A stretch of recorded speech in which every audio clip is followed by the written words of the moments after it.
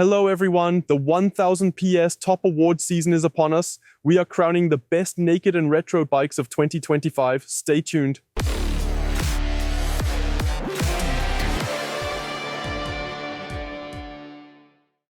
Yes, all in all, we will go through 7 categories here today. 5 times naked bike, twice retro bike. We will look at which ones ended up right at the top with the 1000 PS testers, which bike they would recommend to their friend, to their girlfriend. And we will simply start with the 125 cubic motorcycles, because that is also very often the entry point into the world of motorcycling. Very briefly about the jury, who was involved? That was Niels, Martin Bauer, Horvath, Amelie, Gregor, No Pain, Philip, Bedner, Arlo, Wolf, and yours truly, so 10 jurors. And the requirement for a bike to make it onto the shortlist of this top 10 was that it was newly available on the market in 2025. It doesn't have to be a model year 2025 bike, not a brand new model, but it had to be available. And with that, we dive in with the 125s.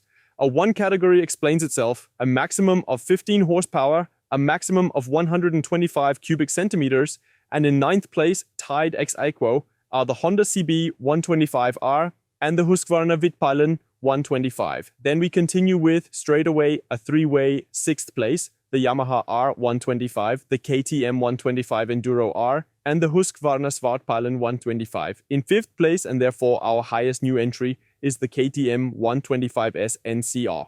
A fun supermoto that I believe the market has been shouting for a very long time, and now it has landed with us in rank 5. We carry on with number 4. That was the Aprilia Tuono 125, the smallest sister of the Tuono clan. There's already there's bling bling going on. It cuts a very grown-up figure for a 125 with a quick shifter. Unbelievable, really, in this class. And with that, it is time for the podium. In 3rd place, an editorial favorite. Our video director rides one, the Honda Monkey. Maybe not the most practical 125 bike, but definitely the one with the highest style factor. That takes us on to rank 2. Here we have the winner of the fire. That is the Yamaha MT 125, and MT as it is written in the book, with the dark side of Japan design, properly aggressive lines, TFT display, traction control, ABS. This one really has everything in it that is, so to speak, state of the art in the naked bike segment. And in that sense, a narrow 2nd place after the victory in the previous year, and now drum roll, rank 1, and with it the 1000 PS Top Award 2025. In the A1 motorcycles category, it goes to the KTM 125 Duke.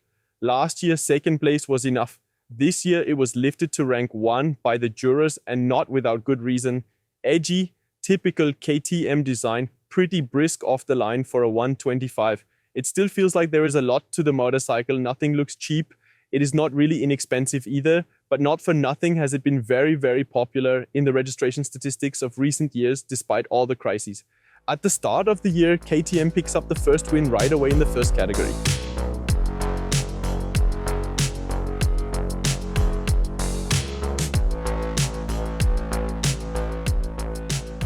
But life goes on 2 wheels, and so do we here with the categories, with the category affordable entry-level naked bike. We decided on up to 8,000 euros list price in Germany and a maximum of 750 cubic centimeters, a category that is very popular out there on the market with high registration numbers. And we start with an absolute classic. In 10th place, the Suzuki SV650. In presumably the last year of its existence, it once again makes the leap into the top 10. We continue with rank 9, the Kawasaki Z500, respectively 500 SE, which exists only in Austria. A very good all-rounder, also welcome in our tests. And that of course also applies to our rank 8, the Honda CB500, which now carries the surname Hornet. The smallest member of the Hornet family, but a truly accessible, pleasant machine that wonderfully combines the classic Honda virtues, such as reliability and durability. In rank 7, also a classic, the Kawasaki Z650 has been on the market for a very long time and is still selling very well. With us, it manages to take 7th place. Just above that, in 6th place, we have the highest new entry of 2025, the CF Moto 675 NK. We had it in our tests for the very first time this year, a lively 3-cylinder engine, well equipped all round, and a lot of motorcycle for the money. It really is an absolute bargain, and in my opinion, fully deserves its 6th place. 4th place is shared by 2 motorcycles.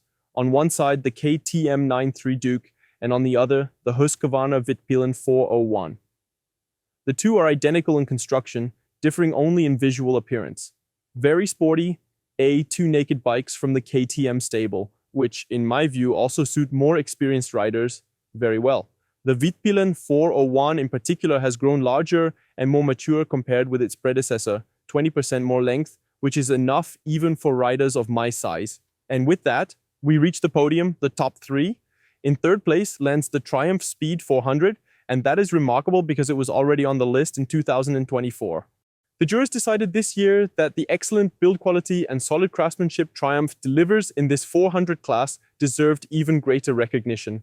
It is beautifully designed, with neatly routed cables that stay out of sight, the feel is right, and all of that within the price-sensitive 400 segment. Well done, Triumph. That brings us to rank 2 and last year's winner, the Triumph Trident 660. For 2025, it has been updated with all the features currently available on the market. What do I mean by that?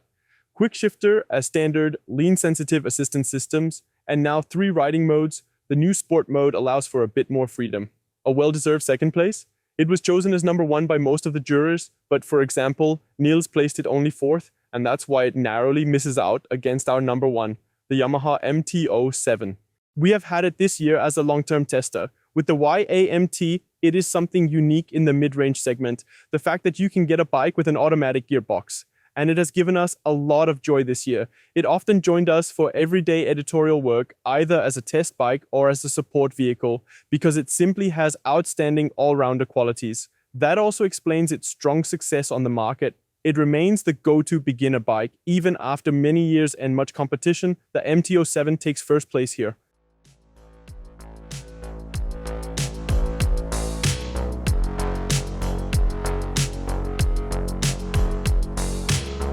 And with that, we arrive at the naked bikes up to 95 horsepower. That is all motorcycles that can be restricted for the A2 license, which I find a very exciting category because you already get the full equipment of the motorcycle. And once you have the full license, you just go to the dealer, the electronics unlock the full power, and then you are riding around with 95 horsepower. That's something quite special. In 10th place, we find an absolute classic, the Kawasaki Z650, a naked bike just as it is written in the book.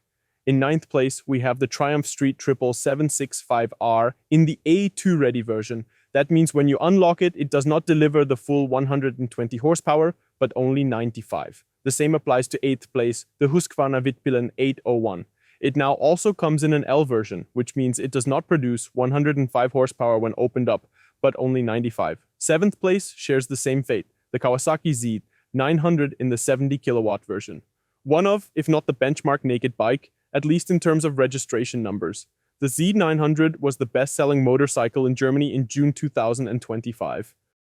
That brings us to 6th place, the Aprilia Tuono 660, the naked sister of the RS660, an Italian naked bike with real character. It may only be a pure 2-cylinder, but it sounds brutal and powerful like a V-twin.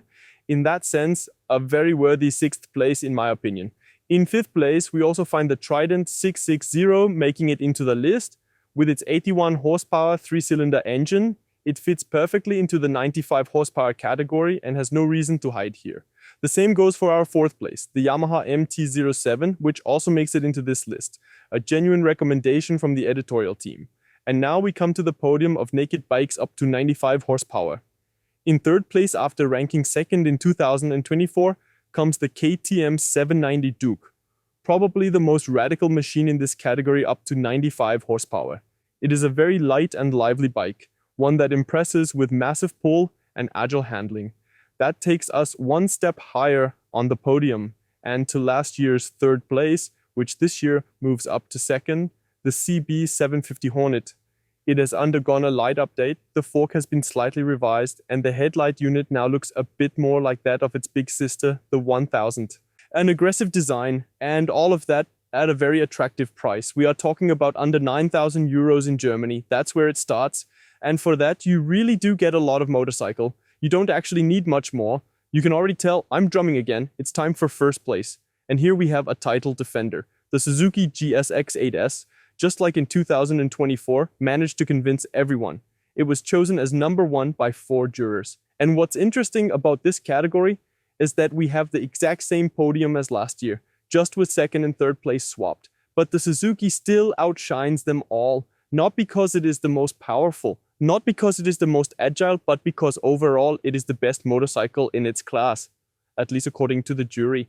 What do you think? Let me know in the comments below if you think that's justified and how you view the 1000 PS Top Awards in general. And don't forget to give the video a thumbs up if you enjoyed the format.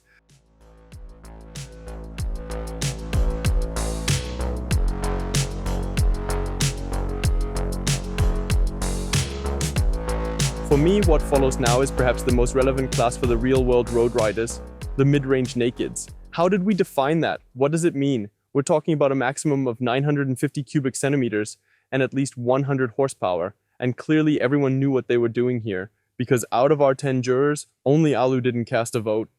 10th place is already an absolute blast, and honestly, I'm wondering what could possibly come after that. The Ducati Street Fighter Vive 2S, new for this year, probably, or I'd imagine, the reason it didn't make it further up the list was the price, which sits well north of most of the competition. Apart from that though, it's lightweight Italian engineering, now with slightly less power, but also noticeably less weight. In 9th place, we find the aggressive sister of the Tuono 660, the factory edition, producing exactly 100 horsepower. Moving on, and we're staying in Italy, in 8th place is the Ducati Monster SP. Once again, you need to dig deep into your pockets, although right now might actually be a good moment to strike, as rumors suggest a successor could already be on the way. We've already seen the new V2 in the Multistrada, so I can well imagine it won't be long before it appears in the Monster as well. Make sure to stay tuned to our channel so you don't miss it. Now we move on to rank 7 and 6, and I'm doing them together because it's basically the same motorcycle, just once in the SE version and once without it, the Kawasaki Z900. On the registration side of things, it's quite a different story. The Z900 sits right at the top of this list, and for good reason. Kawasaki's typical reliability, a brilliant engine, and a lot of motorcycle for the money. There's a hidden 1000 in there, actually, 948 cubic centimeters, so it just barely makes it into this class. Why it didn't rank any higher with us, you can probably gather from our naked bike comparison test, where Martin Bauer, Zonko, and Adam Child took a closer look at which bikes in this class might be even better than the Z900. At least from their perspective, and at least this year, because the real heavy hitters are now coming from 5th to 1st place.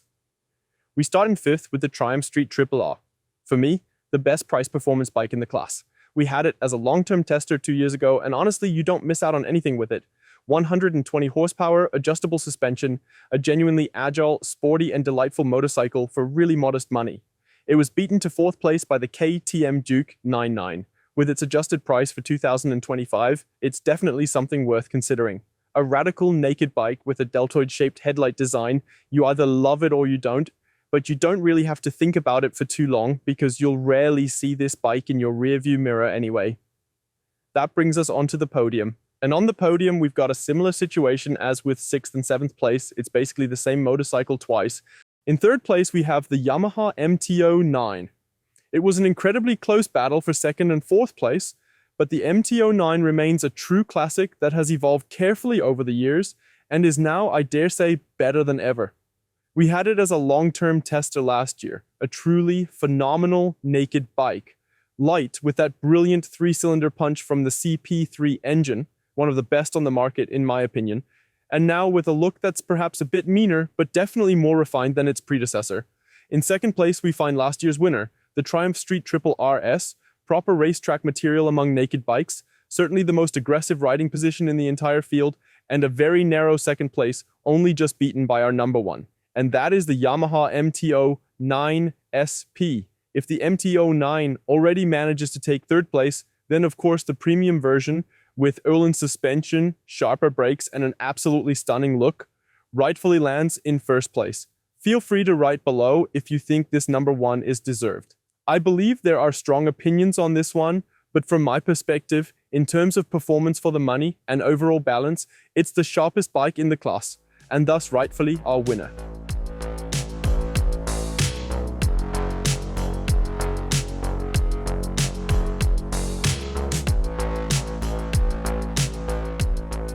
Earlier I mentioned the most relevant class for road riders. Now we move on to the true royal class, the power naked bikes. We set the lower threshold at 150 horsepower, and they must have at least 1,000 cubic centimeters. We start with 10th place, which personally surprised me. The Ducati Diavel Phi 4. Not all of you would immediately think of it as a naked bike, as it does have quite a cruiser-like seating position. But since it got its ex-Diavel sister model this year, it's clear that Ducati is aiming to attack the power naked segment. And with that massive 140mm rear tire, it can still put down some serious power. For us, it takes 10th place. In 9th place, perhaps the most anticipated newcomer in this segment, though it's had a tough time due to certain regulations, the Honda CB 1000 Hornet. Some might have expected it to rank higher, especially considering the price point. It costs only 12,300 euros in Germany, an absolute bargain. Still, in our ranking, as the saying goes, the better is the enemy of the good, and it only just made it to 9th place. 7th place is shared by two absolute luxury machines. From Italy, the Ducati Street Fighter 5 4S, and from Japan, the Kawasaki ZH2 SE. Both feature semi-active suspension, both deliver 200 horsepower or more. Incredible engines. You really have to ride them to understand, though perhaps not ideal for everyday use. However, a bike that is suitable for daily riding has made it into 6th place. The Suzuki GSXS 1000. Now finally equipped with a proper TFT display, while otherwise staying true to its proven strengths, that K5 engine remains outstanding, and in that sense it rightfully earns its spot in this top 10 list at rank 6. There's no 5th place this time because two bikes share 4th, and now we're entering premium territory. On one side, we've got the Aprilia 210 Phi 4 factory, the sharp version of Zonko's beloved Tuna, and sharing the other 4th position, we find the BMW M1000R. Some of you might be wondering why it didn't rank higher. I actually discussed that with Martin Bauer, who was part of the jury, and he said during the voting that the M1000R only really makes sense at the point where if you're riding it on the road, you've definitely lost your license. So in that sense, it's only in 4th place here and not on the podium, which we'll get to now. In 3rd place, we have last year's winner, and the gap to 2nd place was razor thin. We're talking about the KTM 1390 Super Duke R Evo. Semi-active suspension, 190 horsepower, and thankfully now properly available again. An absolutely brutal motorcycle. If you haven't ridden one yet, honestly, go straight to your KTM dealer, jump on it, take a test ride, though maybe take out a life insurance policy beforehand. Jokes aside, it's genuinely manageable for everyone thanks to its extensive rider aids, but what an unbelievable experience in the saddle. In 2nd place, my personal highlight of 2025, the BMW S1000R. From my point of view, there is no motorcycle on the market that makes it so easy to ride fast, and the weaknesses it may have had before, especially on country roads, are now gone. What do I mean by that? The long gearing of the engine derived from the Superbike has now been shortened, so it always has plenty of punch. It's honestly one of the best Euro 5 Plus engines currently available on the market, in my opinion, and it's pure joy to ride. The only downside are the strong vibrations. And what remains now in this category? 1st place, and our long-term tester this year. New for 2025, and therefore, naturally, the highest new entry, the Triumph Speed Triple 1200 RS. Now fitted with the brilliant new Öhlins 3.0 semi-active suspension, it really does everything you could ask for. It was the most popular bike during our track tests. In fact, I hardly saw it here in the editorial office because it was always out being ridden. It's honestly something you can have full-on fun with on the racetrack and then just switch it to comfort mode for the ride back over bumpy Hungarian roads, and it's still perfectly fine. So much performance that it's already far more than enough for the road, and that fantastic 3-cylinder engine Triumph has put in it makes it a truly deserving 1st place in my eyes. Congratulations to Triumph.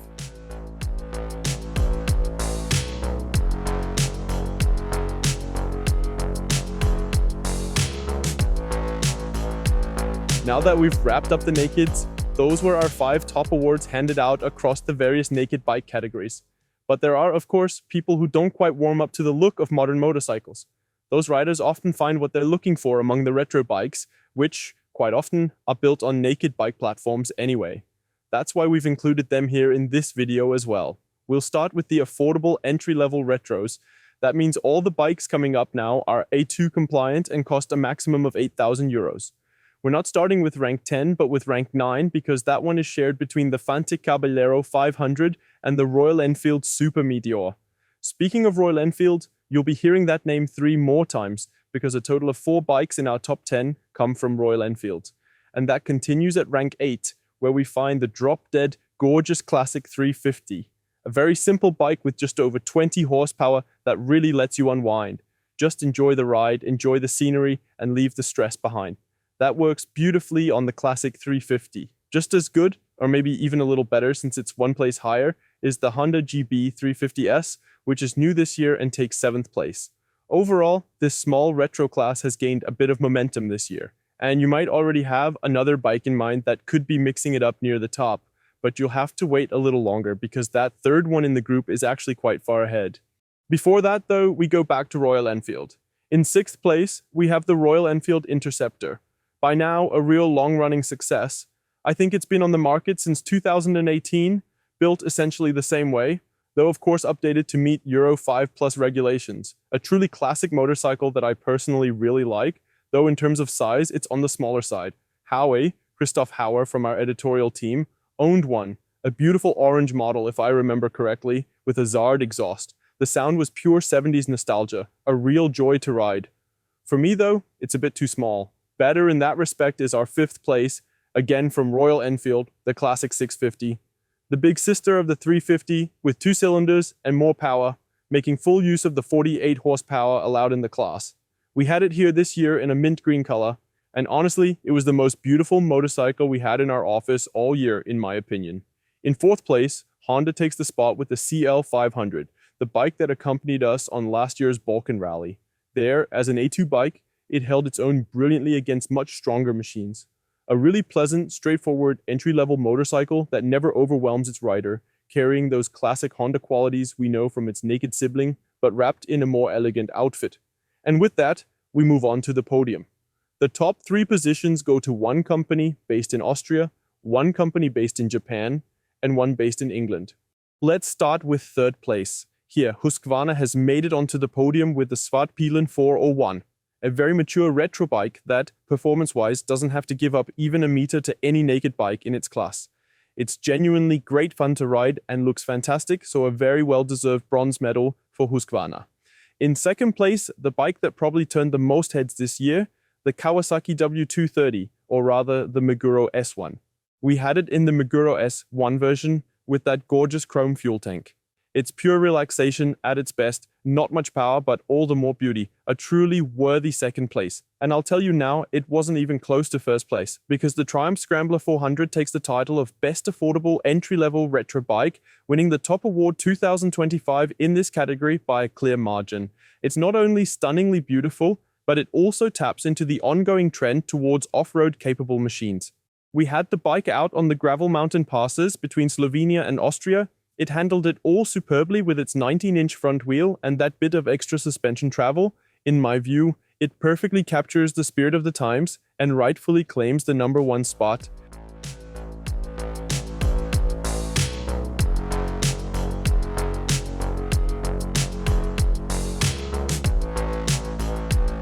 And with that, we move on to the final category, the retro bikes and scramblers. Here, they must have at least 50 horsepower and a minimum of 600 cubic centimeters. There are no A2 bikes in this category, so let's dive straight into the list. In 9th place, ex aequo, we've got 2 BMWs. The R1290, the classic, and its more off-road oriented sibling, the BMW R12GS.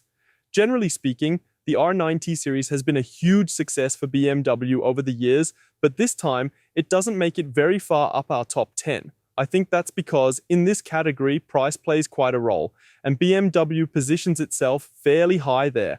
If you want to ride one of those beautiful machines from BMW, you have to lay down quite a bit of cash, and others that follow manage that balance better. In 8th place, Triumph with the Speed Twin 900, and this Speed Twin 900 is a good example that it's not all about performance. It only has 65 horsepower and 80 newton meters of torque, but it still makes it comfortably into the top 10 thanks to its distinctive design, especially the version we tested with its 3-tone fuel tank. A solid 8th place for Triumph. In 6th position, things get considerably more expensive. Why motorcycles, plural? Because the Triumph Scrambler 1200X also has an XE version, and because the BMW R12S made it to 6th place as well. That was my little Barcelona fling. I was absolutely smitten with that orange beauty, but let's be honest, the price around 27,000 euros in Austria and well over 22,000 in Germany is quite something. so it doesn't make it any higher on the list.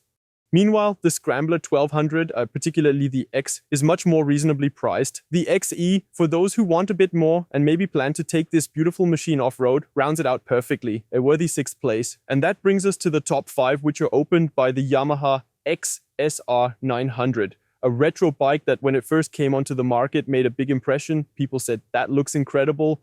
And then came the GP version, then came the GP, which we haven't included in this list because it'll appear in another video. So make sure to subscribe to the channel if you want to see the XSR 900 GP, but I can already tell you it ranks quite high over there.